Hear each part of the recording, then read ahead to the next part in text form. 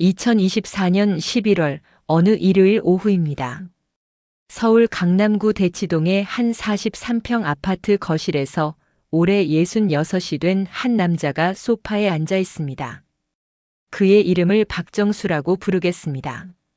손에는 따뜻한 녹차 잔이 들려 있고 텔레비전에서는 일요일 저녁 뉴스가 흘러나옵니다. 경제면에서는 또다시 부동산 가격 상승을 이야기하고 사회면에서는 청년 실업률을 걱정합니다. 그는 화면을 보는 듯 보지 않는 듯 시선은 허공 어딘가에 멈춰 있습니다. 박정수 씨는 누가 봐도 성공한 삶을 살았습니다. 대기업 임원으로 정년까지 일했고 두 자녀는 모두 좋은 대학을 나와 각자의 길을 걷고 있습니다. 첫째 아들은 의사가 되어 분당에서 개원했고 딸은 변호사 시험을 합격해 대형 로펌에 다닙니다. 그가 평생 모은 재산은 은퇴 후에도 부족함 없이 살 수 있는 규모입니다. 강남 아파트 한 채, 제주도의 작은 전원주택, 그리고 적지 않은 예금과 주식까지. 퇴직 전 회사에서 받았던 감사패는 거실 한쪽 벽을 장식하고 있고 지역 봉사 단체에서 받은 표창장도 서재 책장에 조용히 세워져 있습니다. 그런데 이상합니다. 이 모든 것을 이루고 나니 마음 한구석에 설명할 수 없는 공허함이 자리 잡았습니다. 처음에는 그저 퇴직 후 일시적인 무력감이라고 생각했습니다. 30년 넘게 매일 아침 7시에 일어나 출근하던 사람이 갑자기 아무 일도 하지 않아도 되는 상황에 적응하지 못하는 것이라고 스스로를 다독였습니다.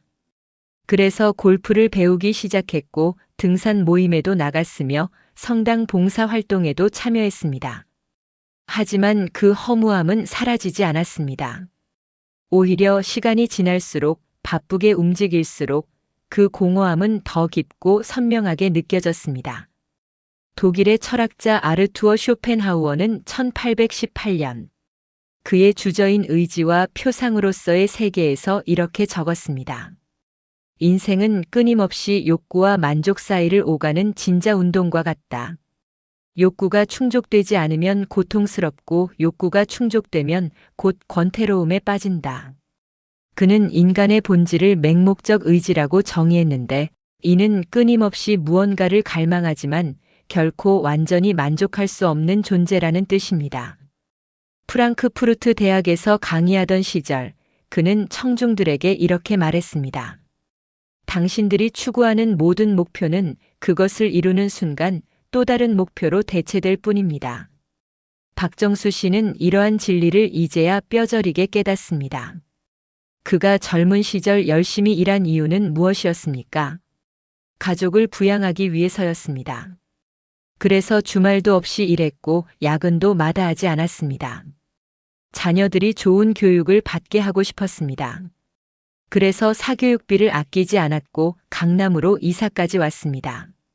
아내에게 안정된 생활을 제공하고 싶었습니다. 그래서 승진을 위해 경쟁했고 직장 내 정치적 줄타기도 감내했습니다. 그리고 마침내 그 모든 목표를 이루었습니다. 하지만 이루고 나니 어떻습니까? 아들은 자신의 병원 운영에 바쁘고 딸은 로펌의 끝없는 업무에 치여 있습니다.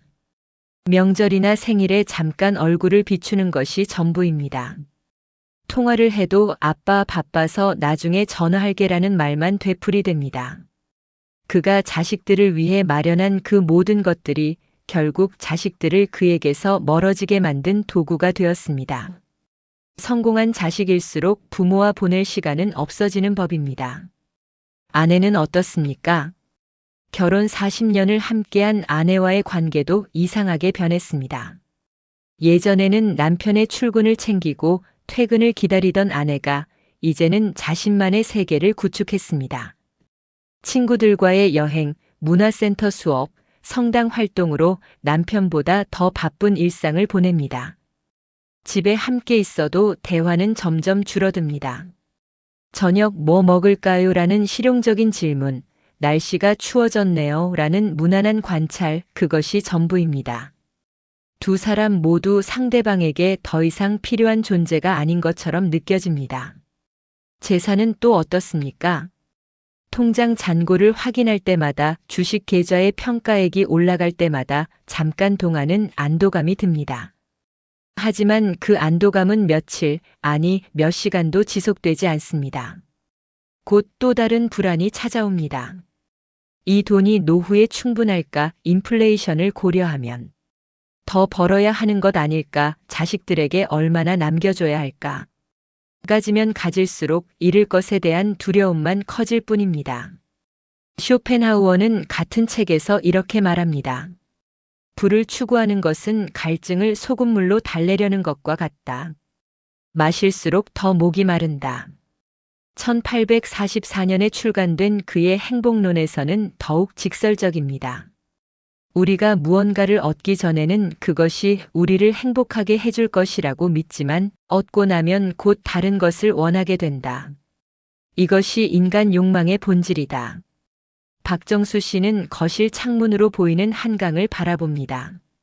저 멀리 남산타워의 불빛이 어둑해진 하늘에 또렷합니다. 저 타워를 처음 봤을 때가 언제였을까요? 1980년대 초 26살의 신입사원 시절이었습니다.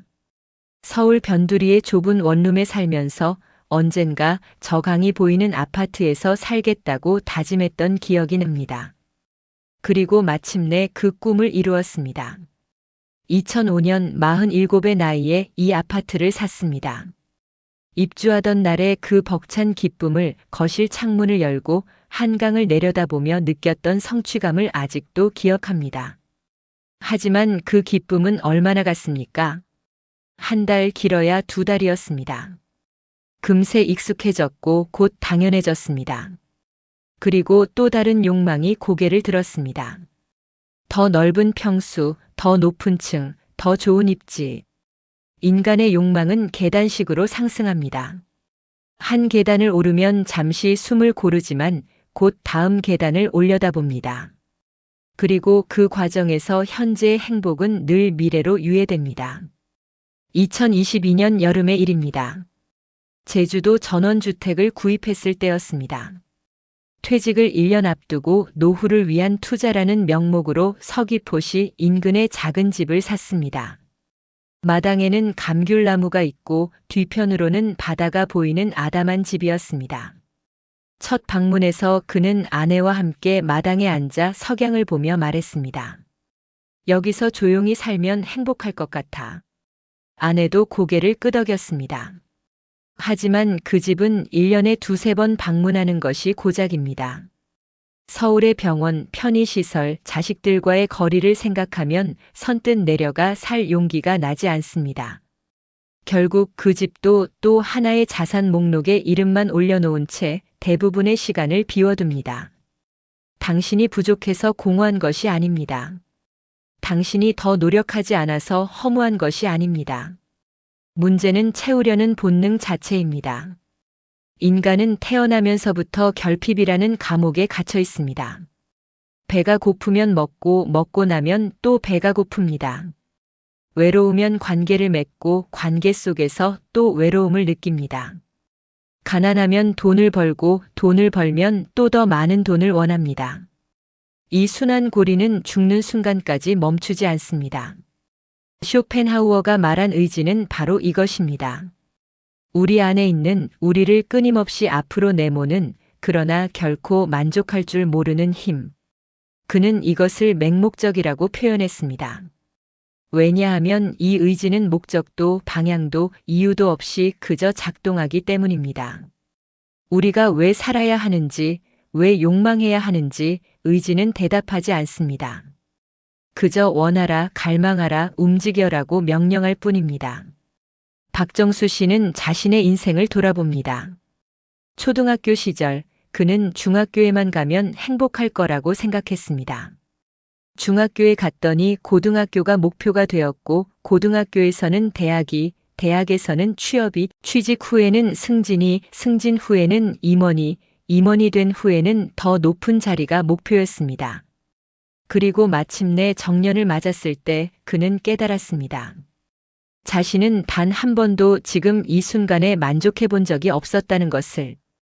2019년 가을, 그가 임원 승진 축하 자리에서 동기들과 술을 마시던 날입니다. 한 친구가 물었습니다. 정수야, 너 이제 뭐가 더 필요해? 다 이뤘잖아. 그는 웃으며 대답했습니다. 그러게 말이야. 이제 좀 쉬어야지. 하지만 속으로는 알고 있었습니다. 그 쉼조차도 또 하나의 목표일 뿐이라는 것을. 그리고 실제로 퇴직 후의 쉼은 평화가 아니라 권태였습니다. 쇼펜하우어의 통찰은 여기서 더 깊어집니다. 그는 인간이 고통과 권태 사이를 왔다 갔다 할 수밖에 없다고 말합니다. 욕구가 채워지지 않으면 고통스럽고 욕구가 채워지면 지루해집니다. 젊었을 때는 고통이 주를 이룹니다. 원하는 것을 얻기 위해 분투하고 얻지 못해 괴로워합니다. 하지만 나이가 들어 어느 정도 안정을 이루면 권태가 주된 적이 됩니다. 더 이상 간절히 원하는 것도 없고 분투할 이유도 희미해집니다. 그저 하루하루가 반복될 뿐입니다. 박정수 씨의 하루를 들여다봅시다. 아침 7시에 일어나 가볍게 운동을 합니다. 아파트 단지 내 헬스장에서 30분, 그리고 산책로를 따라 20분 정도 걷습니다.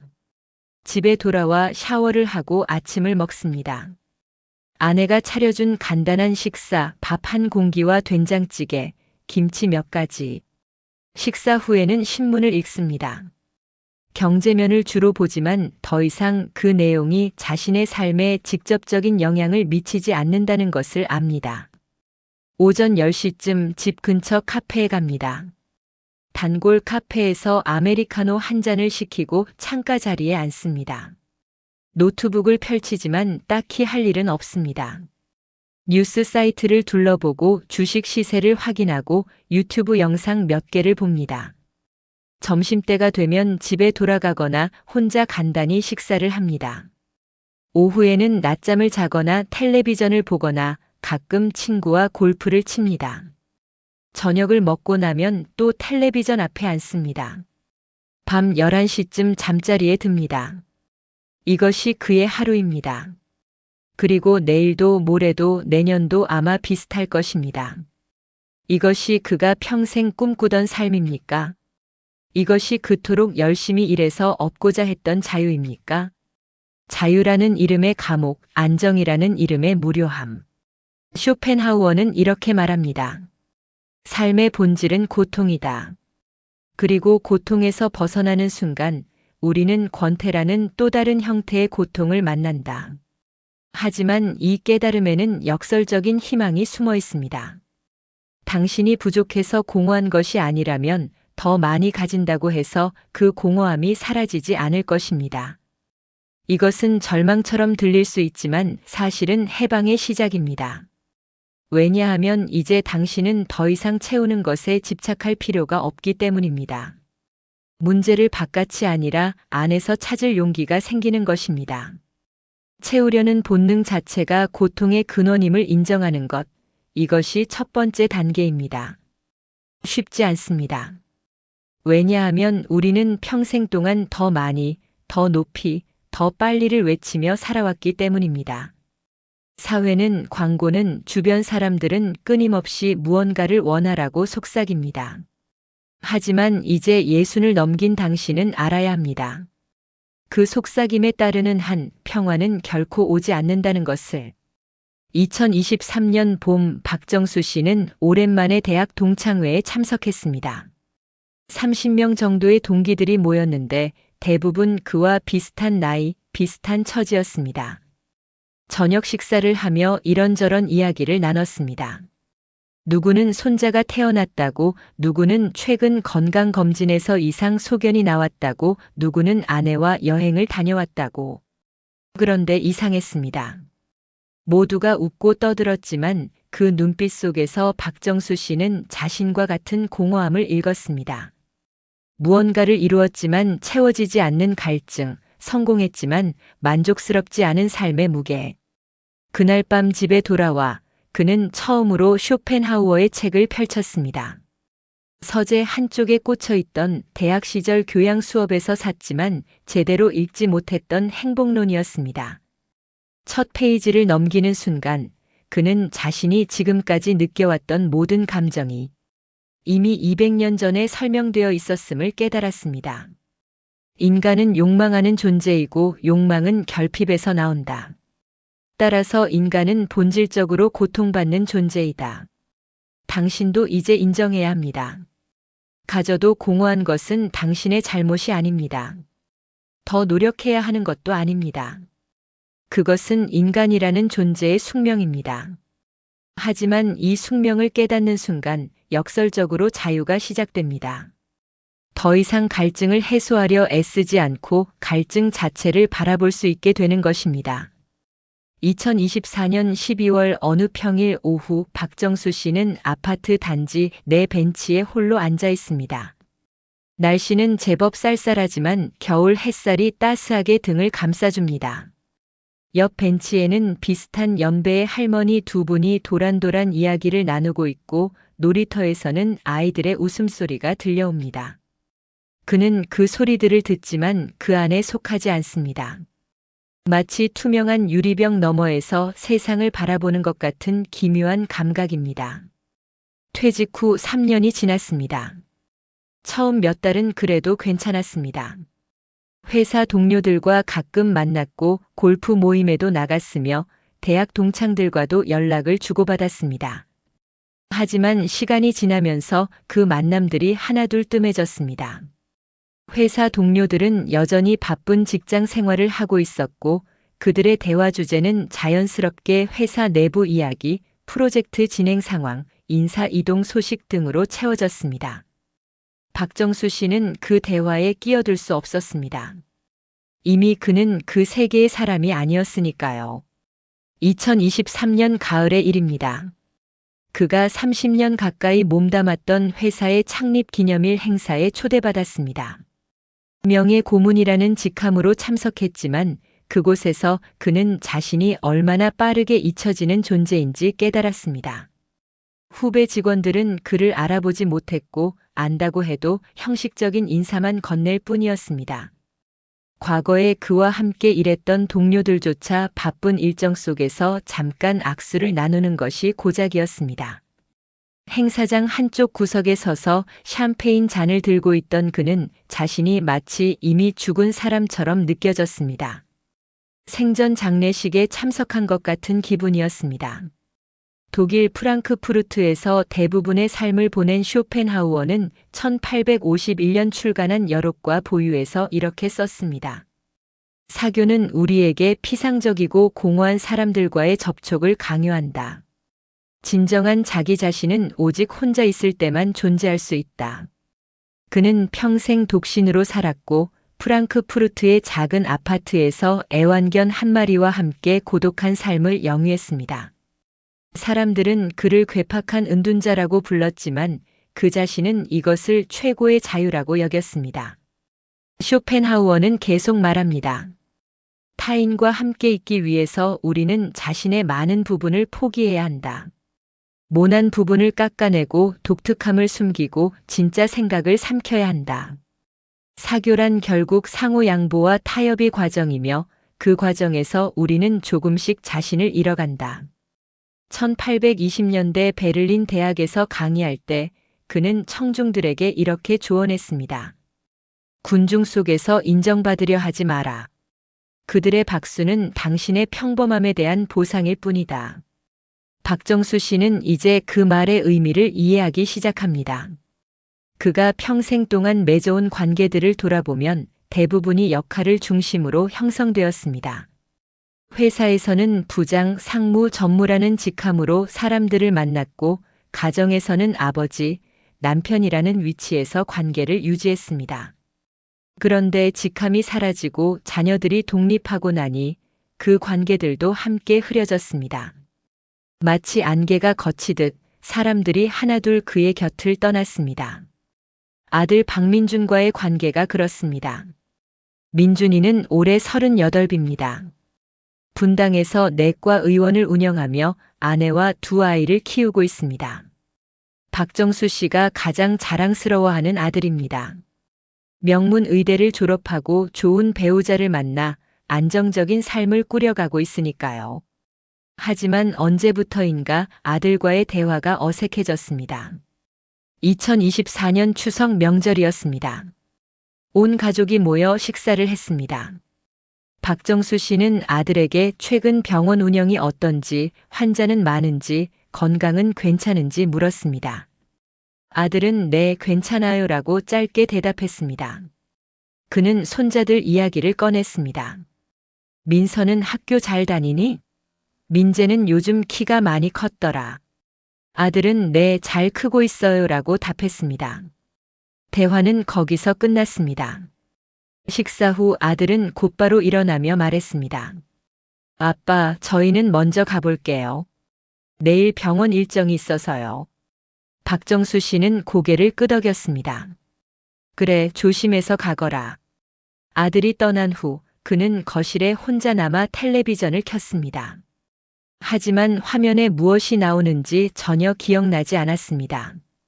머릿속으로는 한 가지 생각만 맴돌았습니다. 내가 이 아이를 위해 무엇을 했던가. 학비를 댔고 개원 자금을 보탰고 손자들 교육비도 지원하고 있다. 하지만 그것이 전부였다. 나는 돈을 주는 사람이고 아들은 받는 사람이다. 우리 사이에 다른 연결고리가 있었던가. 쇼펜하우어는 이렇게 말합니다.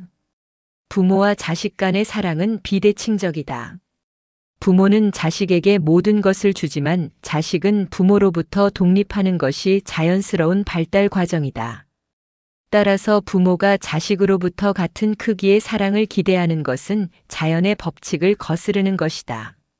1840년대에 쓴 그의 수필 인생의 지혜에 관하여에는 이런 구절이 있습니다. 자식을 위해 희생한 부모가 노년에 느끼는 배신감은 사실 잘못된 기대에서 비롯된 것이다. 자식은 부모에게 빚진 것이 아니다. 부모가 선택한 것이고 자식은 그저 태어났을 뿐이다.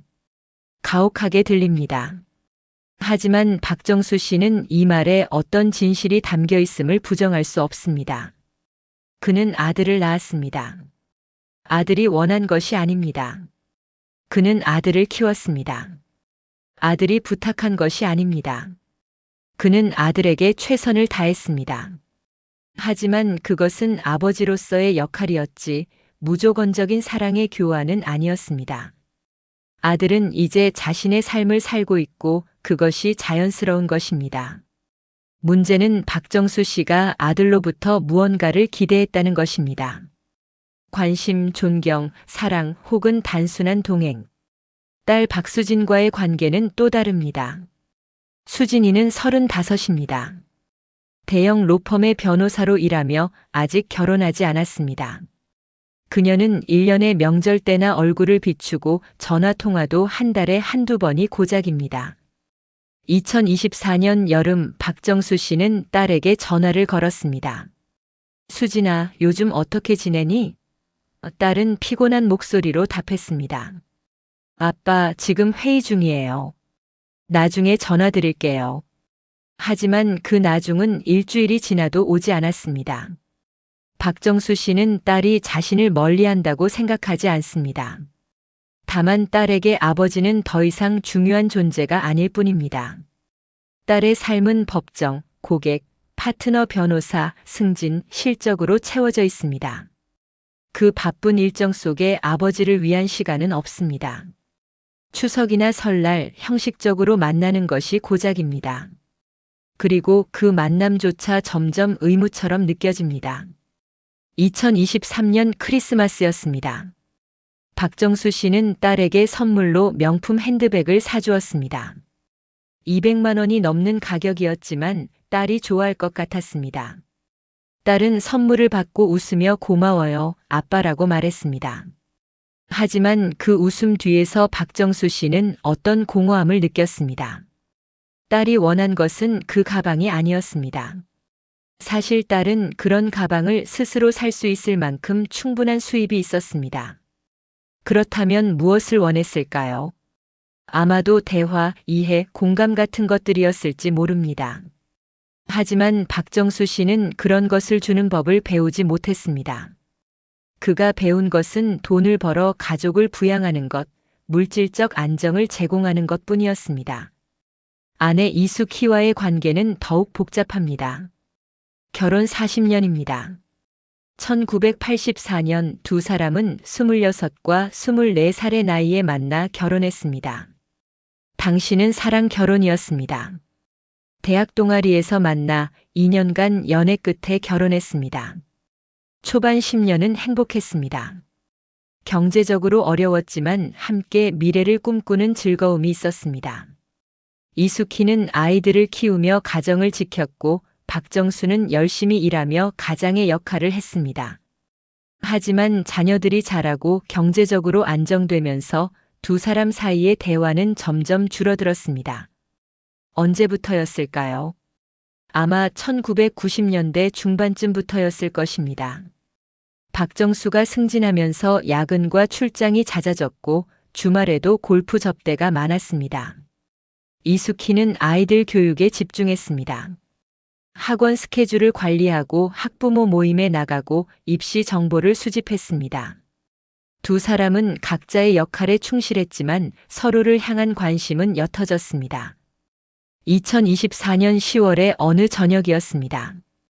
저녁 식사 후 거실에서 이수키가 말했습니다. 다음 주에 친구들이랑 제주도 여행 가기로 했어요. 박정수는 텔레비전을 보다 말고 고개를 돌렸습니다. 그래? 며칠이나 가는데? 4일 정도요. 문제 되나요? 이수키의 목소리에는 약간의 방어적인 뉘앙스가 담겨 있었습니다.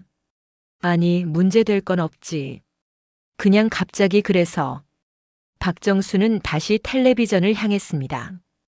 그날 밤 잠자리에 들기 전 박정수는 생각했습니다. 아내가 여행을 간다는데 나는 왜 외롭지 않을까? 오히려 편한 마음이 드는 것은 무엇 때문일까? 40년을 함께 산 사람이 4일간 집을 비운다는 것이 별로 큰 일이 아니라는 사실이 오히려 그를 슬프게 만들었습니다. 두 사람은 이미 오래전에 각자의 삶을 살고 있었던 것입니다. 쇼펜하우어는 결혼에 대해 냉소적이었습니다.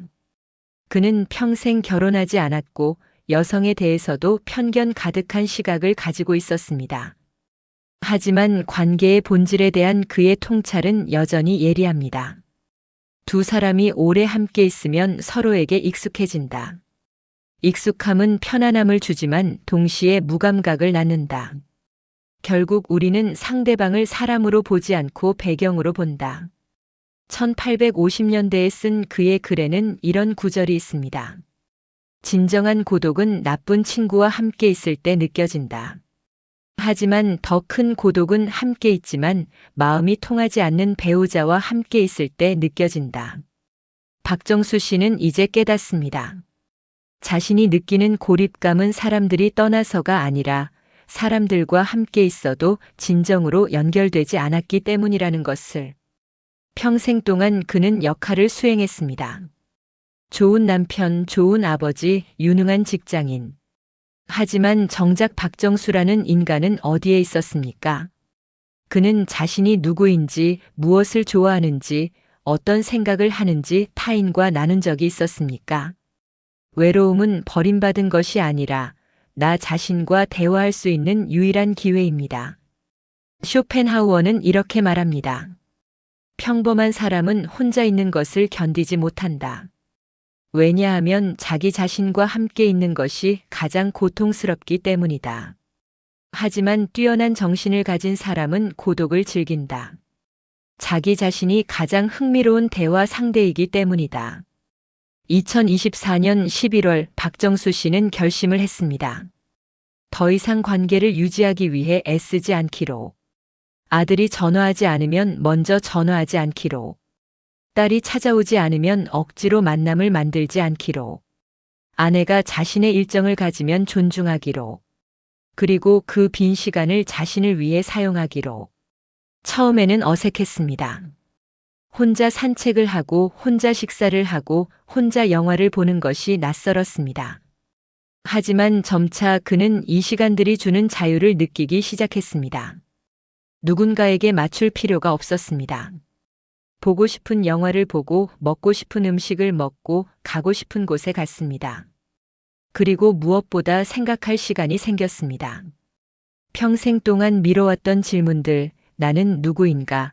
나는 무엇을 원하는가? 내 삶은 어떤 의미였는가를 천천히 곱씹어 볼 여유가 생긴 것입니다. 타인이라는 짐을 내려놓는다는 것은 타인을 사랑하지 않겠다는 뜻이 아닙니다. 오히려 타인에 대한 기대를 내려놓고 각자의 삶을 존중한다는 의미입니다. 자식은 부모의 소유물이 아닙니다. 배우자는 나를 채워줄 의무가 없습니다.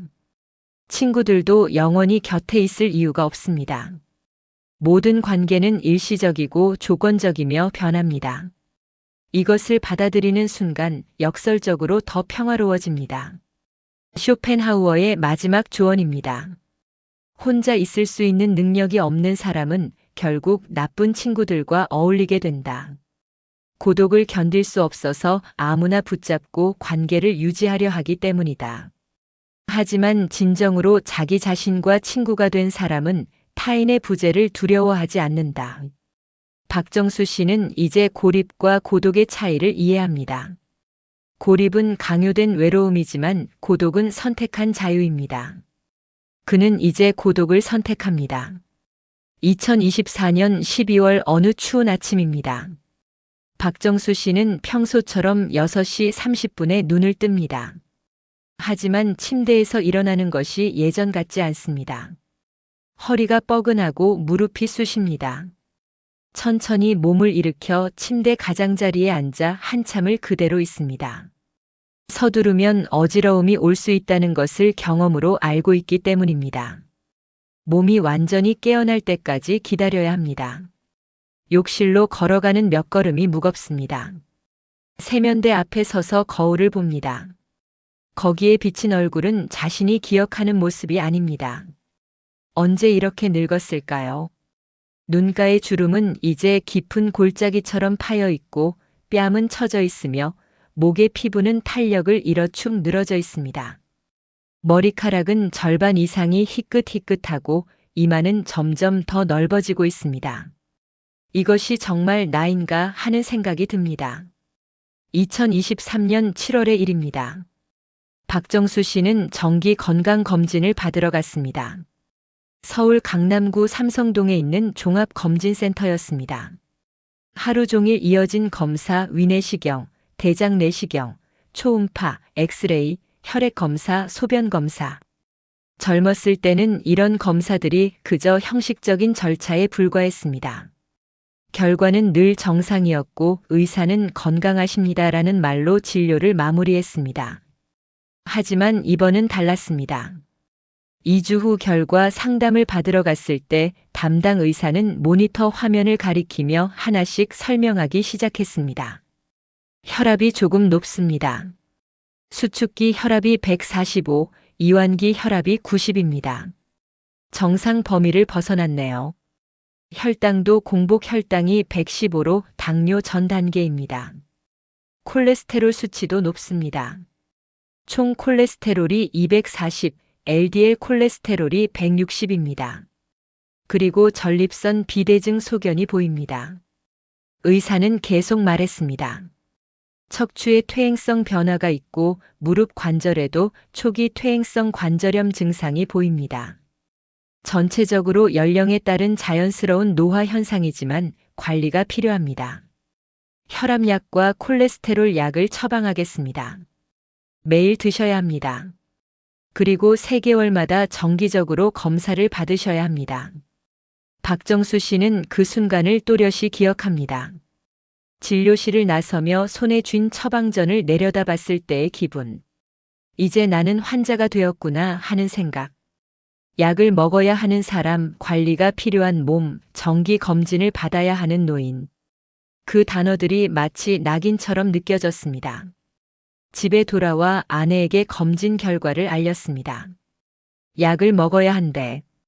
아내는 담담하게 대답했습니다. 그럴 나이지 뭐. 나도 작년부터 혈압약 먹고 있어요. 약 먹으면 괜찮아질 거예요. 그 태어남이 오히려 박정수 씨를 더 서글프게 만들었습니다.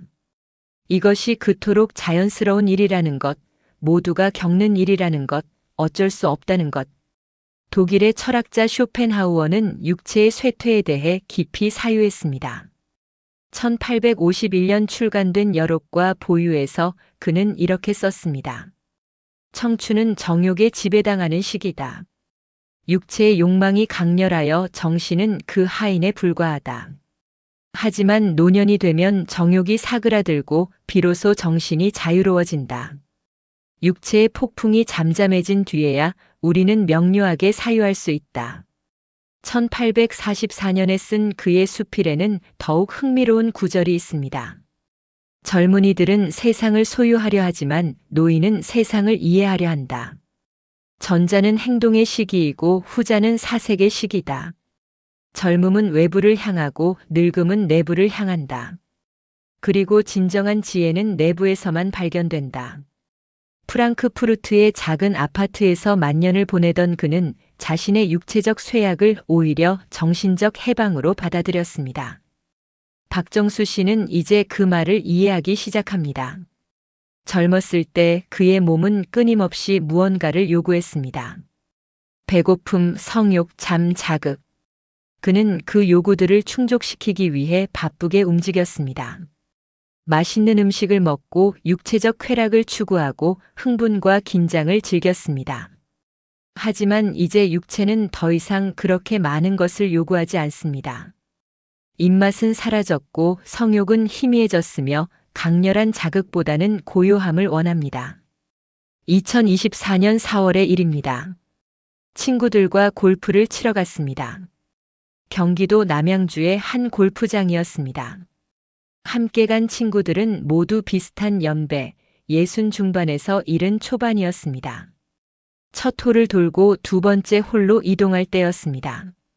카트에서 내려 클럽을 꺼내는데 갑자기 허리에 통증이 왔습니다. 찌릿한 느낌이었습니다. 그는 잠시 멈춰 서서 허리를 주무르며 숨을 골랐습니다. 친구 중 한 명이 물었습니다. 괜찮아? 박정수는 억지로 웃으며 답했습니다. 응, 괜찮아. 아침에 스트레칭을 안 해서 그런가 봐. 하지만 그날 라운드는 고역이었습니다. 스윙을 할 때마다 허리가 쑤셨고 언덕을 오르내릴 때마다 무릎이 아팠습니다. 18홀을 다 돌고 클럽하우스로 돌아왔을 때 그는 완전히 지쳐 있었습니다. 샤워를 하고 식사를 하는 자리에서 친구들은 각자의 건강 이야기를 늘어놓았습니다. 나는 작년에 인공관절 수술했어. 무릎이 너무 아파서 걷기도 힘들었거든. 나는 심장에 스텐트 2개 넣었어. 혈관이 막혀서 응급실 실려갔었지. 나는 당뇨 때문에 매일 인슐린 주사 맞아. 혈당 관리 안 하면 합병증 온대. 건강 자랑이 아니라 질병 자랑이었습니다. 누가 더 아픈지, 누가 더 많은 약을 먹는지를 경쟁하듯 이야기했습니다. 박정수 씨는 그 대화를 들으며 씁쓸한 미소를 지었습니다. 이것이 우리의 현실이구나. 젊었을 때는 누가 더 성공했는지, 누가 더 돈을 많이 버는지를 이야기했는데, 이제는 누가 어디가 아픈지를 이야기합니다. 관심사가 바깥에서 안으로, 미래에서 현재로, 성취에서 생존으로 바뀐 것입니다. 그날 밤 집에 돌아와 침대에 누웠습니다. 온몸이 아팠습니다. 근육통, 관절통, 허리 통증. 진통제를 먹고 잠들었지만 새벽에 통증 때문에 깼습니다. 화장실에 가려고 일어나는데 몸이 말을 듣지 않았습니다. 천천히, 아주 천천히 움직여야 했습니다. 화장실에서 돌아와 침대 가장자리에 앉아 어둠 속에서 생각했습니다. 이제 나는 이런 몸을 가지고 살아가야 하는구나. 쇼펜하우어는 말합니다. 우리의 육체는 감옥이다. 젊었을 때 그 감옥의 벽은 두껍고 견고하여 우리를 강하게 속박한다. 하지만 나이가 들면 그 벽이 무너지기 시작한다. 처음에는 두려움을 느끼지만 곧 깨닫게 된다. 감옥이 무너지는 것은 자유를 향한 첫걸음이라는 것을. 1818년 그의 주저 의지와 표상으로서의 세계에는 이런 문장이 있습니다. 육체적 힘이 쇠퇴할수록 정신적 명료함은 증가한다. 마치 해가 지면서 별빛이 더욱 선명해지는 것처럼. 하지만 이것을 받아들이기는 쉽지 않습니다. 2024년 9월 박정수 씨는 오랜만에 헬스장에 갔습니다. 아파트 단지 내 피트니스 센터였습니다. 젊었을 때는 일주일에 3번씩 운동했고 벤치프레스로 80kg을 들어 올렸습니다. 하지만 이제는 20kg도 버거웠습니다. 트레이너가 다가와 조언했습니다. 연세를 고려하셔서 가벼운 무게로 반복 횟수를 늘리세요. 무리하시면 부상 위험이 있습니다. 연세를 고려하셔서. 그 말이 가슴에 박혔습니다. 나는 이제 연세라는 단어로 규정되는 사람이 되었습니다. 젊은이들이 노인에게 쓰는 그 공손하지만 거리를 두는 표현. 박정수 씨는 거울 앞에 섰습니다. 운동복을 입은 자신의 모습. 처진 어깨, 나온 배, 가늘어진 팔다리. 이것이 한때 힘이 넘치던 내 몸인가. 집으로 돌아오는 길에 공원을 지나갔습니다. 벤치에 앉아 쉬는데 앞에서 젊은 연인이 지나갔습니다. 20살쯤 되어 보이는 남녀였습니다. 손을 꼭 잡고 웃으며 걷고 있었습니다. 그들의 피부는 탄력이 있고 걸음걸이는 가볍고 눈빛은 빛났습니다. 박정수 씨는 자신도 저랬던 때가 있었다는 것을 기억해냈습니다. 1983년 대학 4학년 때 아내를 만났을 때, 그때 그의 몸은 에너지로 가득했고 밤을 새워도 피곤하지 않았으며 모든 것이 가능할 것 같았습니다. 하지만 그 시절의 자신과 지금의 자신은 완전히 다른 사람처럼 느껴집니다. 육체만 변한 것이 아닙니다. 마음도 변했습니다. 젊었을 때는 세상을 향한 욕망으로 가득했습니다. 성공하고 싶었고 인정받고 싶었고 소유하고 싶었습니다. 하지만 이제는 그런 욕망들이 희미해졌습니다.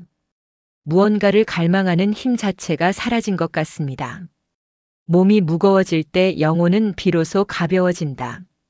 이것이 쇼펜하우어가 말하고자 한 역설입니다. 우리가 젊었을 때 느끼던 그 강렬한 욕망, 소유욕, 성욕, 명예욕은 사실 육체에서 비롯된 것입니다. 육체가 강할 때 우리는 그 육체의 요구에 복종합니다. 생식하고 경쟁하고 축적하려는 본능에 사로잡힙니다. 하지만 육체가 약해지면 그 본능의 지배력도 약해집니다. 2024년 10월의 어느 밤이었습니다. 박정수 씨는 침실에서 책을 읽다가 아내를 보았습니다. 아내도 침대에 누워 책을 읽고 있었습니다. 두 사람은 같은 침대에 있지만 각자의 세계에 있었습니다. 예전에는 이런 상황이 서운하게 느껴졌을 것입니다. 부부가 함께 있는데 대화도 없고 스킨십도 없다는 것이 관계의 실패처럼 보였을 것입니다. 하지만 이제는 달랐습니다. 이 고요함이 불편하지 않았습니다. 오히려 평화로웠습니다. 서로에게 무언가를 요구하지 않아도 되는 관계. 채워주거나 채워져야 할 필요가 없는 동거. 단지 같은 공간에서 각자의 시간을 보내는 것. 이것이 나쁜 것일까요? 아니면 어쩌면 이것이 가장 성숙한 형태의 관계일까요? 쇼펜하우어는 1850년대에 이렇게 썼습니다. 노년의 가장 큰 축복은 정욕으로부터의 해방이다. 젊었을 때 우리를 괴롭히던 그 모든 충동들, 질투, 소유욕, 경쟁심이 사라진다. 그리고 그 자리에 평온이 찾아온다. 마치 폭풍이 지나간 바다처럼 우리의 마음은 고요해진다. 박정수 씨는 이제 거울 속 자신을 다르게 보기 시작합니다. 주름진 얼굴, 희끗한 머리, 처진 피부. 이것들은 상실의 표시가 아닙니다. 오히려 자유를 향한 여정의 증거입니다. 매 순간 육체는 조금씩 무너지고 그 무너진 틈 사이로 본질이 드러납니다. 껍데기가 벗겨질 때 비로소 안의 알맹이가 보입니다. 2024년 11월 그는 제주도 전원주택을 혼자 방문했습니다. 3박 4일 일정이었습니다. 아내는 서울에서 친구들을 만나기로 했고 그는 혼자 내려갔습니다. 첫날 저녁 마당에 의자를 놓고 앉아 바다를 바라봤습니다. 해가 지고 있었습니다. 수평선 너머로 사라지는 붉은 태양. 그 광경을 보며 그는 깨달았습니다. 저 태양도 매일 지지만 그것은 끝이 아니라 순환의 일부라는 것을. 육체의 쇠락도 마찬가지입니다. 이것은 끝이 아니라 변화입니다. 한 형태에서 다른 형태로의 이동. 육체적 힘이 줄어드는 만큼 다른 무언가가 자랍니다. 통찰, 수용, 평화. 젊었을 때는 볼 수 없었던 것들이 이제 보이기 시작합니다. 세상의 덧없음, 욕망의 공허함, 존재의 본질. 그날 밤 그는 오랜만에 깊이 잠들었습니다. 약을 먹지 않고도 걱정 없이 편안하게. 꿈속에서 그는 젊은 시절의 자신을 만났습니다. 25살의 박정수가 서 있었습니다. 젊은 박정수가 물었습니다. 당신은 누구십니까? 늙은 박정수는 웃으며 답했습니다. 나는 내가 될 사람이야. 그리고 너보다 더 자유로운 사람이지. 젊은 박정수는 고개를 갸웃거렸습니다. 어떻게 늙고 약해진 것이 더 자유로울 수 있습니까? 늙은 박정수는 대답했습니다. 왜냐하면 이제 나는 잃을 것이 없기 때문이야. 2024년 12월 중순 박정수 씨는 서재 정리를 시작했습니다. 서울 대치동 아파트의 서재는 40평 남짓한 공간으로 벽 한쪽 전체가 책장으로 채워져 있었습니다.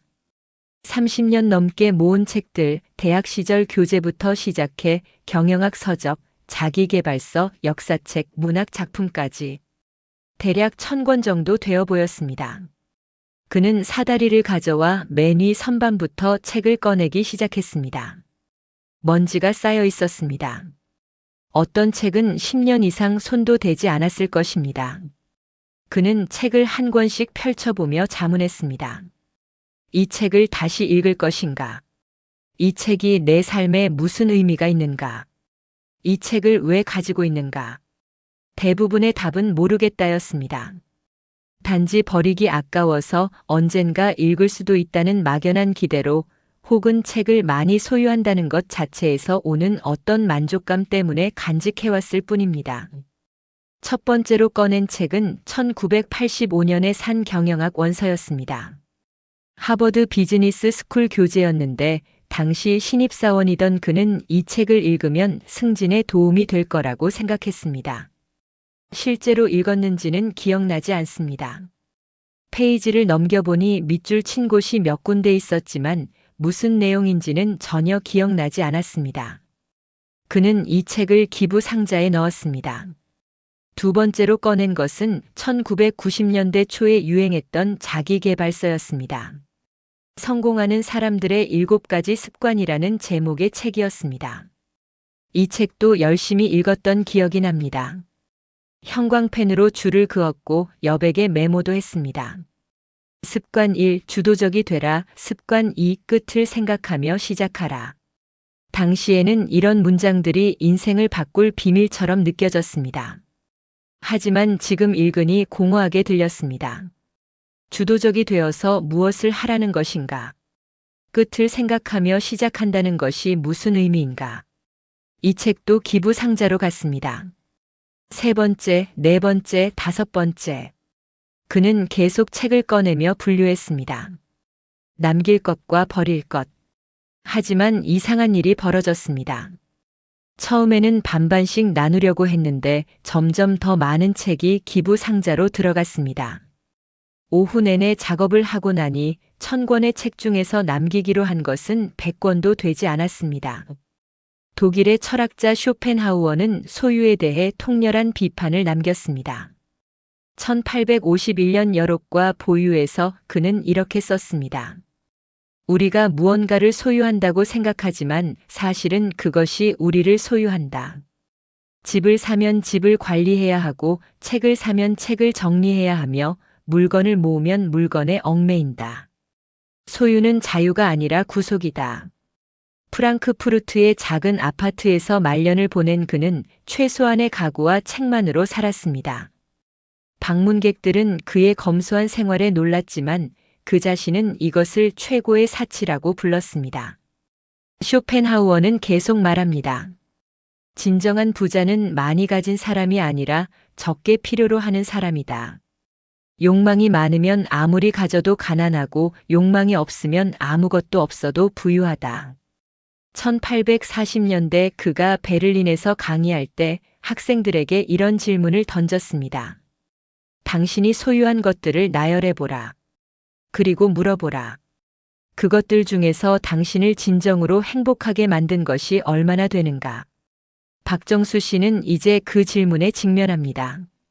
서재를 정리한 다음 날 그는 안방 옷장을 열었습니다. 거기에는 수십 벌의 양복이 걸려 있었습니다. 대부분 직장 생활 시절에 맞춘 것들입니다. 명품 브랜드도 있고 맞춤 양복도 있습니다. 한 벌에 200만 원이 넘는 것도 여러 개입니다. 하지만 퇴직 후 3년 동안 이 양복들을 입은 적이 몇 번이나 되었을까요? 명절에 자식들을 만날 때, 친구 결혼식이나 장례식에 갈 때, 1년에 서너 번이 고작입니다. 그는 양복을 하나씩 꺼내 침대 위에 펼쳐 놓았습니다. 검은색, 진회색, 감색, 줄무늬. 이 옷들은 한때 그의 정체성이었습니다. 과장 시절에는 검은색 양복을, 부장 시절에는 줄무늬 양복을, 임원이 되고 나서는 맞춤 양복을 입었습니다. 옷이 사람을 만든다고 믿었고 실제로 좋은 옷을 입으면 자신감이 생겼습니다. 하지만 지금은 어떻습니까? 이 양복들은 더 이상 그를 규정하지 않습니다.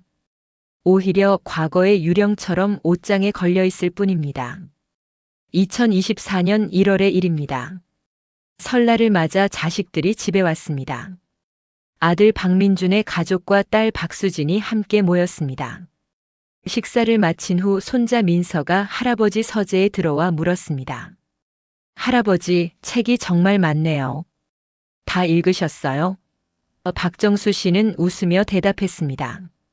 아니, 다 읽지는 못했단다. 민서가 또 물었습니다. 그럼 왜 이렇게 많이 사셨어요? 그는 대답하지 못했습니다. 10살짜리 손자의 순진한 질문이 가슴에 박혔습니다.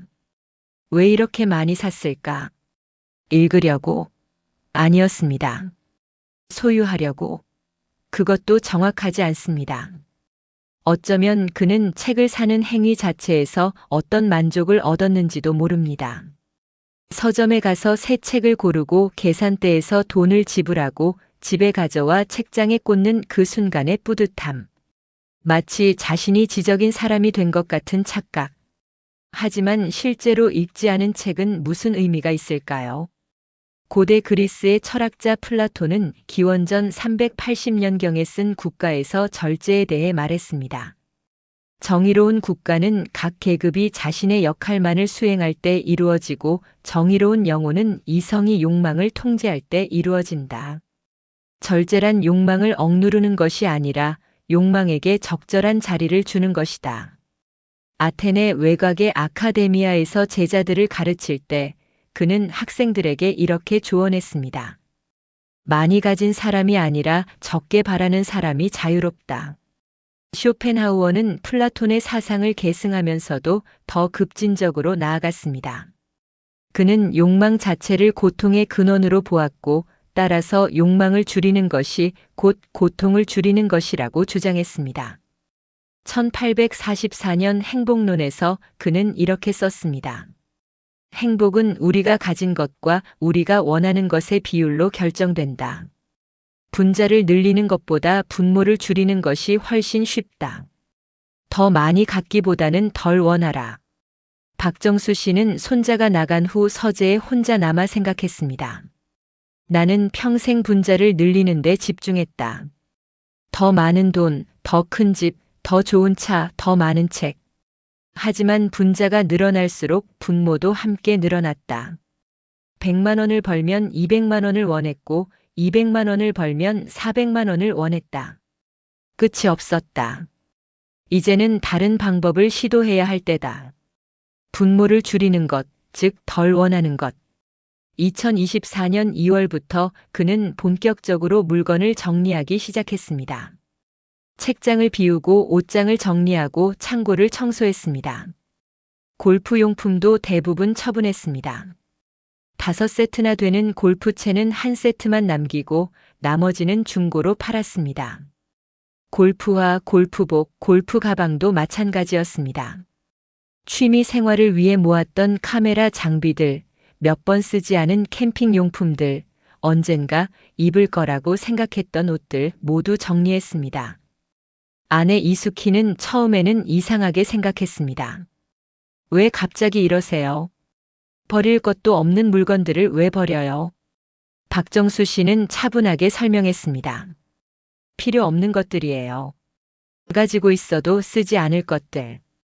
이제 비우고 싶어요. 아내는 고개를 갸웃거렸지만 더 이상 말리지 않았습니다. 40년을 함께 산 아내는 남편이 무언가 결심했을 때 말려봐야 소용없다는 것을 알고 있었습니다. 정리 작업은 석 달 정도 걸렸습니다. 2024년 5월 초 거의 끝났을 때 박정수 씨는 서재에 앉아 주변을 둘러봤습니다. 책장은 텅 비어 있었고 책상 위에는 노트북 한 대와 작은 화분 하나만 놓여 있었습니다. 벽에 걸려있던 액자들, 회사에서 받은 표창장과 감사패도 모두 내렸습니다. 방 전체가 비어 있었습니다. 이상한 느낌이었습니다. 처음에는 허전함이 밀려왔습니다. 마치 무언가 중요한 것을 잃어버린 것 같은 기분. 하지만 며칠이 지나자 그 느낌이 바뀌었습니다. 허전함이 아니라 가벼움이었습니다. 서재에 들어오면 숨이 트였습니다. 시야를 가로막는 것이 없었고 정리해야 할 것도 없었으며 먼지 쌓인 물건들을 보며 느끼던 죄책감도 사라졌습니다. 그는 빈 공간의 아름다움을 처음으로 이해하게 되었습니다. 쇼펜하우어는 1850년대 수필에서 이렇게 썼습니다. 우리는 물건으로 공간을 채우지만 사실 우리에게 필요한 것은 공간 자체다. 가구가 많은 방보다 빈 방이 더 넓고 책이 많은 서재보다 빈 서재가 더 사색하기 좋다. 외적인 풍요는 내적인 빈곤을 드러낼 뿐이다. 프랑크푸르트의 그의 아파트를 방문했던 사람들은 놀라움을 금치 못했습니다. 유럽에서 가장 유명한 철학자 중 한 명이 이렇게 간소하게 사는 것을 이해할 수 없었습니다. 하지만 쇼펜하우어는 웃으며 말했습니다. 나는 가난해서가 아니라 자유롭기 위해 이렇게 산다. 내 손에 쥔 것을 놓아야만 내 앞의 풍경이 비로소 눈에 들어온다. 이것이 비움의 실질적 이득입니다. 박정수 씨는 이제 그것을 체험하고 있었습니다.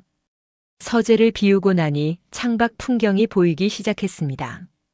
예전에는 책장과 물건들에 가려 제대로 보지 못했던 창문 너머의 하늘, 구름, 나무들.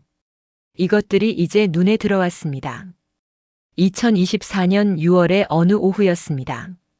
박정수 씨는 비운 서재의 책상 앞에 앉아 있었습니다. 아무것도 하지 않고 그저 창밖을 바라보고 있었습니다. 1시간, 2시간. 시간이 흘렀지만 지루하지 않았습니다. 구름이 움직이는 것을 보고 새가 날아가는 것을 보고 나뭇잎이 흔들리는 것을 봤습니다. 이런 것들을 언제 마지막으로 봤을까요? 아마 어린 시절 이후 처음일 것입니다. 젊었을 때는 항상 무언가를 해야 한다는 강박이 있었습니다. 시간을 생산적으로 써야 한다는 압박. 그래서 가만히 앉아 있는 것을 참지 못했습니다. 항상 텔레비전을 켜거나 신문을 읽거나 스마트폰을 보거나 무언가로 시간을 채웠습니다. 하지만 이제는 달랐습니다. 아무것도 하지 않는 시간의 가치를 알게 되었습니다. 그 시간에 생각이 자라고 통찰이 찾아오며 평화가 깃들었습니다. 플라톤은 파이돈에서 철학자의 삶에 대해 말했습니다. 철학한다는 것은 죽음을 연습하는 것이다. 왜냐하면 철학자는 육체적 욕망으로부터 영혼을 분리하려 하기 때문이다. 육체가 원하는 것들, 음식, 성, 재산, 명예로부터 자유로워질 때 영혼은 진리를 볼 수 있다. 기원전 399년 독배를 마시기 전 플라톤의 스승 소크라테스는 제자들에게 말했습니다. 나는 죽음을 두려워하지 않는다. 왜냐하면 진정한 나는 이 육체가 아니기 때문이다.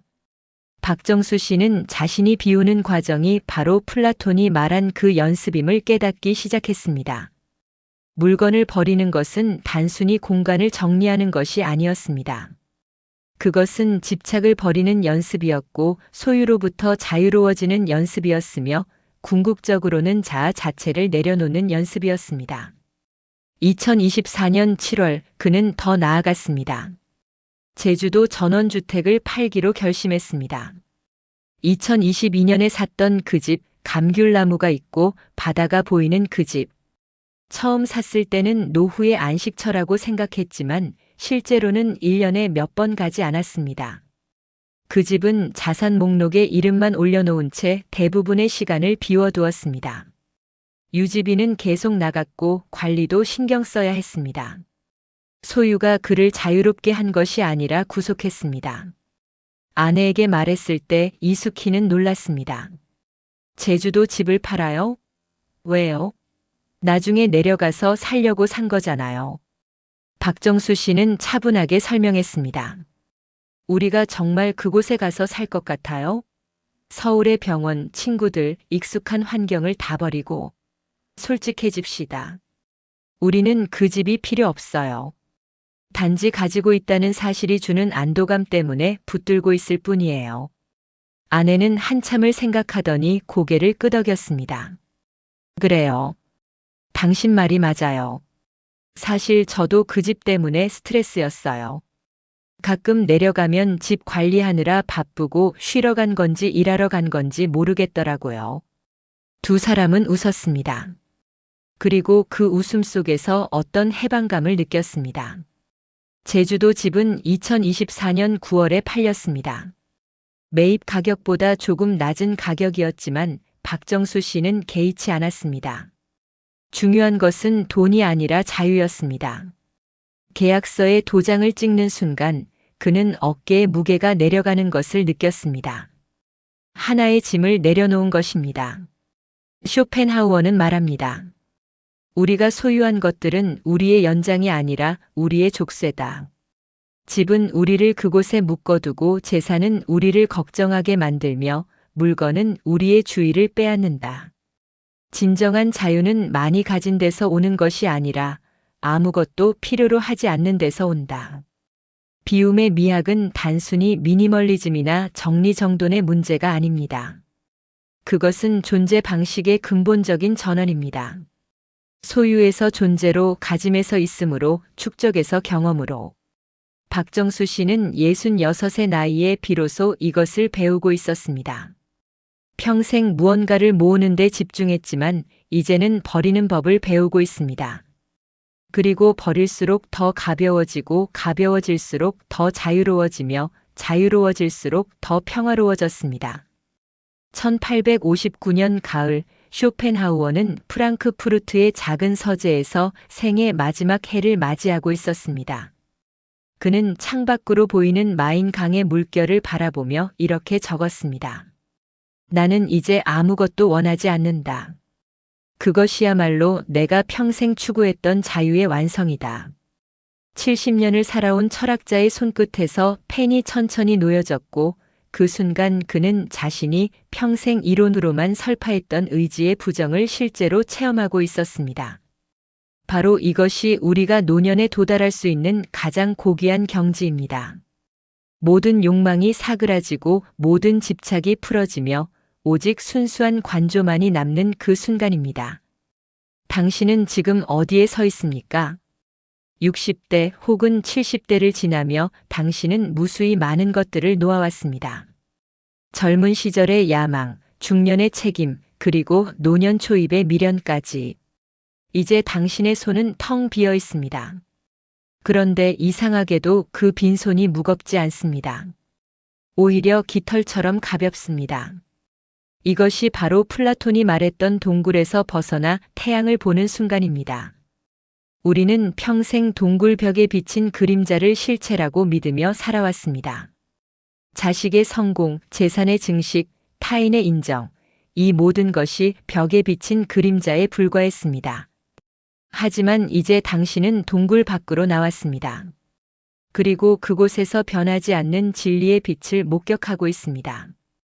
플라톤은 기원전 380년경 아테네 교회의 아카데메이아에서 제자들에게 이렇게 가르쳤습니다. 감각의 세계는 끊임없이 변하고 썩어가지만 이데아의 세계는 영원하다. 진정한 철학자는 육체의 욕망에서 벗어나 순수한 영혼의 눈으로 진리를 관조하는 자다. 그의 저서 국가에서 그는 동굴의 비유를 통해 이 가르침을 명확히 했습니다. 동굴 속 죄수들은 평생 벽에 비친 그림자만을 보며 그것이 실체라고 믿습니다. 하지만 한 죄수가 사슬을 끊고 동굴 밖으로 나가면 처음에는 태양빛이 너무 눈부셔 고통스럽습니다. 그러나 시간이 지나면 눈이 적응하고 마침내 그는 진짜 세계를 볼 수 있게 됩니다. 이것이 바로 노년의 여정입니다. 젊은 시절에는 그림자가 전부였지만 이제는 실체를 볼 수 있는 눈이 생긴 것입니다. 쇼펜하우어는 플라톤의 이 가르침을 자신의 철학으로 재해석했습니다. 그는 1818년 드레스덴에서 출간한 의지와 표상으로서의 세계에서 이렇게 썼습니다. 우리가 보는 세계는 우리 의지의 표상일 뿐이다. 진정한 해방은 이 의지를 부정할 때 온다. 그에게 노년은 의지가 자연스럽게 약해지는 시기였고 따라서 진리를 가장 명확하게 볼 수 있는 시기였습니다. 젊은이의 불타는 욕망은 세상을 왜곡합니다. 그들은 자신이 원하는 것을 보고 자신이 믿고 싶은 것을 믿습니다. 하지만 노인의 식어버린 열정은 세상을 있는 그대로 보게 합니다. 이것이 노년의 가장 큰 선물입니다. 왜곡 없는 시선, 집착 없는 관조, 그리고 판단 없는 수용입니다. 당신은 이제 아침에 일어나 거울을 봐도 실망하지 않습니다. 그것은 체념이 아니라 수용입니다. 주름진 얼굴, 굽은 허리, 느려진 걸음, 이 모든 것이 당신이 아니라는 것을 알기 때문입니다. 플라톤이 파이돈에서 소크라테스의 입을 빌려 말했듯이 철학하는 것은 죽음을 연습하는 것이다. 이 말이 처음 들을 때는 우울하게 들릴 수 있습니다. 하지만 그 진정한 의미는 육체라는 감옥에서 벗어나는 연습, 물질적 집착에서 해방되는 연습, 그리고 순수한 영혼으로 존재하는 연습이라는 뜻입니다. 당신은 이미 그 연습의 고수가 되어 있습니다.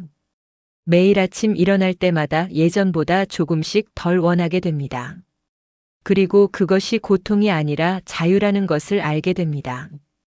2024년 겨울, 서울 어느 작은 아파트에서 75세의 한 노인이 창밖을 바라보고 있습니다. 그의 자식들은 멀리 떨어져 살고 배우자는 몇 년 전 세상을 떠났습니다. 객관적으로 보면 외롭고 쓸쓸한 상황입니다. 하지만 그의 얼굴에는 평온함이 감돕니다. 그는 더 이상 자식들이 자주 연락하기를 바라지 않습니다. 그들에게도 그들의 삶이 있다는 것을 압니다. 더 이상 배우자의 빈자리를 채우려 하지 않습니다.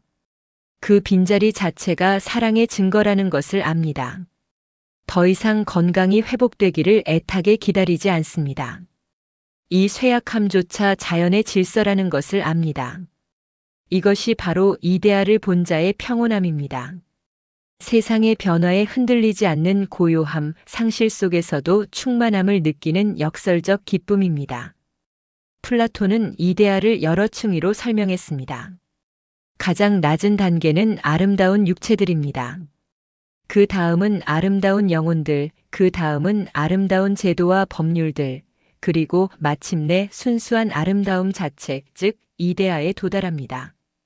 이것을 노년의 여정에 적용하면 명확해집니다. 젊은 시절 우리는 육체적 아름다움에 집착했습니다. 외모, 체력, 성적, 매력, 이런 것들이 전부였습니다. 중년이 되면서 우리는 관계의 아름다움으로 눈을 돌렸습니다. 좋은 부모, 좋은 배우자, 좋은 친구가 되려 노력했습니다. 노년 초기에는 사회적 유산의 아름다움을 추구했습니다. 명예로운 퇴직, 존경받는 어른, 후대에 남길 업적을 생각했습니다. 하지만 이제 당신은 그 모든 단계를 넘어섰습니다. 이제 당신이 보는 것은 순수한 존재 자체의 아름다움입니다. 아무 조건 없이, 아무 목적 없이 그저 존재한다는 것 자체의 기적입니다. 쇼펜하우어는 1851년 출간한 여록과 보유에서 노년의 이 경지를 이렇게 묘사했습니다. 노년에 이르면 우리는 마치 높은 산 정상에 올라 아래의 험한 길을 내려다보는 것과 같다. 그 길을 올라오면서 겪었던 고통과 두려움이 이제는 흥미로운 풍경으로 보일 뿐이다. 그는 자신의 삶을 돌아보며 젊은 시절의 격정, 중년의 분투, 그리고 노년의 평온을 하나의 서사로 완성했습니다. 그에게 인생은 의지의 맹목적 추동에서 시작해 의지의 자발적 부정으로 끝나는 여정이었습니다. 그리고 그 끝에 도달했을 때 그는 마침내 자유로웠습니다. 당신도 이제 그 자유를 맛보고 있습니다. 아침에 눈을 뜨면 아무 계획이 없어도 괜찮습니다. 하루 종일 아무것도 하지 않아도 죄책감이 들지 않습니다. 누군가와 비교하지 않습니다. 무언가를 증명하려 하지 않습니다. 그저 존재합니다. 숨을 쉬고 햇살을 느끼고 바람 소리를 듣고 차 한 잔의 온기를 음미합니다. 이것이 플라톤이 말한 테오리아, 즉 순수한 관조입니다. 그리스어 테오리아는 보다라는 동사에서 왔지만 그것은 단순히 눈으로 보는 것이 아닙니다. 그것은 영혼의 눈으로 본질을 꿰뚫어 보는 것입니다. 현상 너머의 실제를, 변화 속의 불변을, 혼돈 속의 질서를 보는 것입니다. 1960년대 일본의 선불교 승려 스즈키 다이세츠는 서양을 여행하며 플라톤의 이데아와 불교의 공사상이 놀랍도록 유사하다고 말했습니다. 그는 교토의 한 사찰에서 제자들에게 이렇게 가르쳤습니다. 비움은 아무것도 없는 것이 아니라 모든 것의 근원이다. 물이 텅 빈 잔에 담기듯 진리는 비워진 마음에 들어온다. 이것이 노년의 지혜입니다. 우리는 평생 잔을 채우려 했지만 이제는 잔을 비우는 법을 배웁니다. 그리고 놀랍게도 비워진 잔이 더 가치 있다는 것을 깨닫습니다. 왜냐하면 그 안에 무엇이든 담을 수 있기 때문입니다. 집착으로 가득 찬 마음은 새로운 것을 받아들일 수 없습니다. 하지만 비워진 마음은 세상 전체를 담을 수 있습니다. 당신은 이제 작은 것에서 큰 기쁨을 찾습니다. 창밖에 참새 한 마리, 화분의 새싹, 손자의 웃음소리, 오래된 사진 한 장. 이런 것들이 예전에는 지나쳐버렸던 것들인데 이제는 각각이 하나의 우주처럼 느껴집니다. 쇼펜하우어는 이것을 예술적 관조라고 불렀습니다. 그는 예술가는 사물의 본질, 즉 이데아를 직관하는 자라고 했습니다. 노년에 우리는 모두 예술가가 됩니다. 일상의 평범한 순간에서 영혼을 발견하고 사소한 사물에서 본질을 읽어냅니다. 이것이 가능한 이유는 우리가 더 이상 사물을 이용하려 하지 않기 때문입니다. 젊은 시절 우리는 모든 것을 도구로 봤습니다. 사람은 인맥, 지식은 수단, 자연은 자원이었습니다. 하지만 이제는 모든 것을 그 자체로 봅니다. 사람은 사람으로, 지식은 지식으로, 자연은 자연으로 존중합니다. 플라톤의 제자 아리스토텔레스는 스승과 달리 현실 세계를 중시했지만 한 가지에서는 스승과 의견이 일치했습니다. 그것은 관조적 삶이 가장 행복한 삶이라는 것입니다. 그는 니코마코스 윤리학에서 이렇게 썼습니다. 관조는 가장 자족적인 활동이다. 지혜로운 사람은 홀로 있어도 관조할 수 있고 더 지혜로울수록 더 잘 관조할 수 있다. 이것이 노년의 고독이 축복인 이유입니다. 젊은이에게 고독은 견디기 힘든 형벌이지만 노인에게 고독은 관조를 위한 최적의 조건입니다. 외부의 소음이 사라지면 내면의 목소리가 들립니다. 타인의 요구가 줄어들면 자신의 본질이 드러납니다.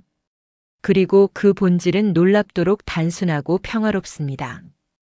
2019년 가을 프랑스 파리의 한 요양원에서 102세의 철학자가 세상을 떠났습니다. 그의 이름은 잊혀졌지만 그가 남긴 마지막 말은 기억할 만합니다. 나는 이제 두렵지 않다. 왜냐하면 나는 이미 여러 번 죽었기 때문이다. 욕망이 죽고 야망이 죽고 집착이 죽었다. 이제 남은 것은 순수한 의식뿐이고 그것은 죽을 수 없다. 이것이 플라톤이 파이돈에서 소크라테스를 통해 전하고자 했던 메시지입니다. 육체는 죽지만 영혼은 영원합니다. 왜냐하면 영혼은 이데아의 세계에 속하기 때문입니다. 당신이 지금 느끼는 평온함은 단순한 감정이 아닙니다. 그것은 영혼에 대한 직관입니다. 변하지 않는 것, 썩지 않는 것, 사라지지 않는 것에 대한 깊은 확신입니다. 쇼펜하우어는 말년에 자주 인도의 우파니샤드를 읽었습니다. 그는 그 안에서 자신의 철학과 놀랍도록 유사한 가르침을 발견했습니다. 아트만은 브라흐만이다. 즉 개별 영혼은 우주적 영혼과 하나라는 가르침이었습니다. 그는 일기에 이렇게 썼습니다. 동양의 현자들은 이미 2500년 전에 내가 말하고자 하는 것을 알고 있었다. 개체화는 환상이고 우리는 모두 하나의 의지에서 나온 파도일 뿐이다. 노년에 우리는 이 진리를 체험적으로 알게 됩니다. 나와 타인의 구분이 희미해집니다. 내 고통과 타인의 고통이 본질적으로 같다는 것을 압니다. 내 기쁨이 타인의 기쁨과 연결되어 있다는 것을 느낍니다. 이것이 바로 자비의 근원입니다. 쇼펜하우어가 말한 진정한 도덕성의 기초입니다. 당신은 이제 용서가 쉬워졌습니다. 당신에게 상처를 준 사람들, 당신을 배신한 사람들, 당신을 오해한 사람들. 예전에는 분노와 원망으로 가슴이 타올랐지만 이제는 담담히 이해합니다.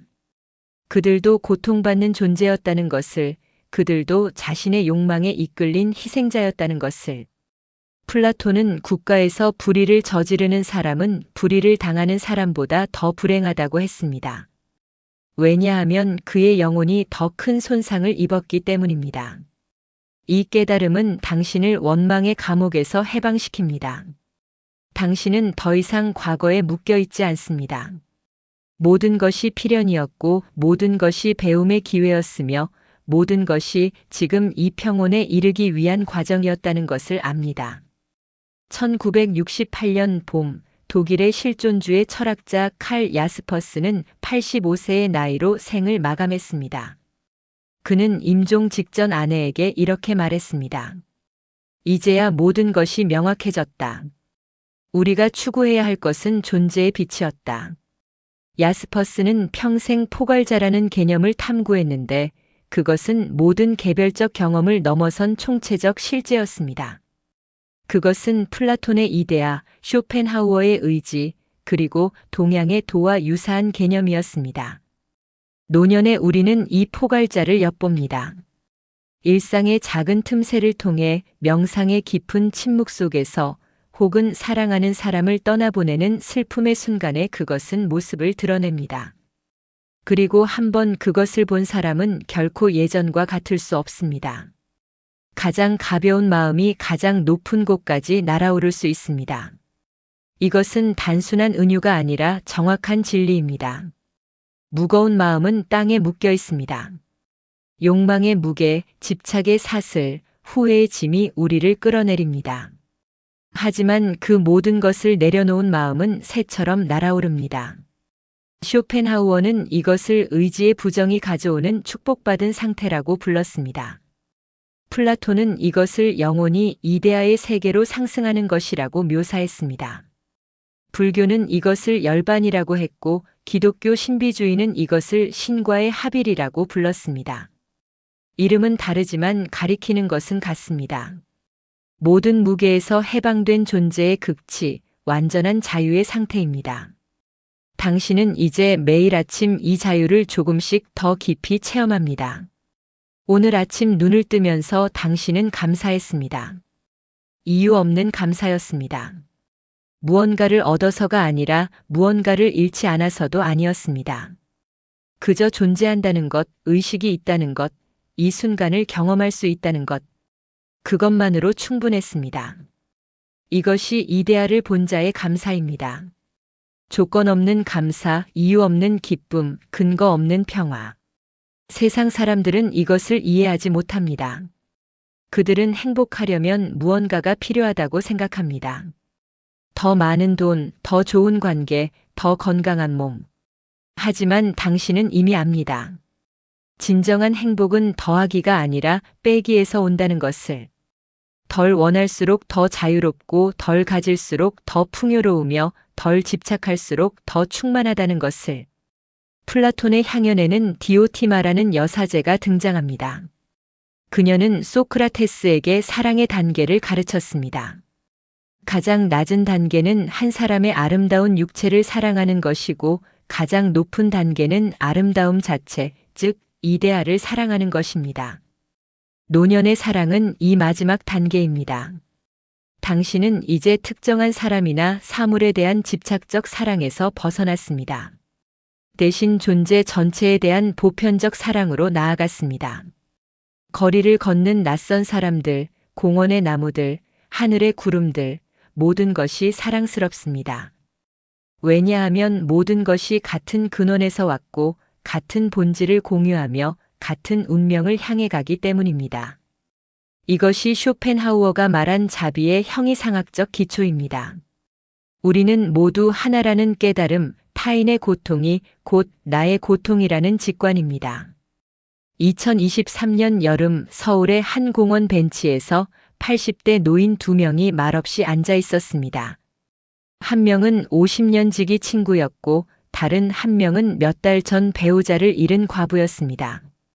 그들은 아무 말도 하지 않았습니다. 말이 필요 없었습니다. 그저 함께 앉아 석양을 바라보는 것만으로 충분했습니다. 그 침묵 속에는 모든 위로가 담겨 있었고 모든 이해가 흐르고 있었습니다. 이것이 노년의 관계입니다. 더 이상 말로 증명하거나 설명할 필요가 없습니다.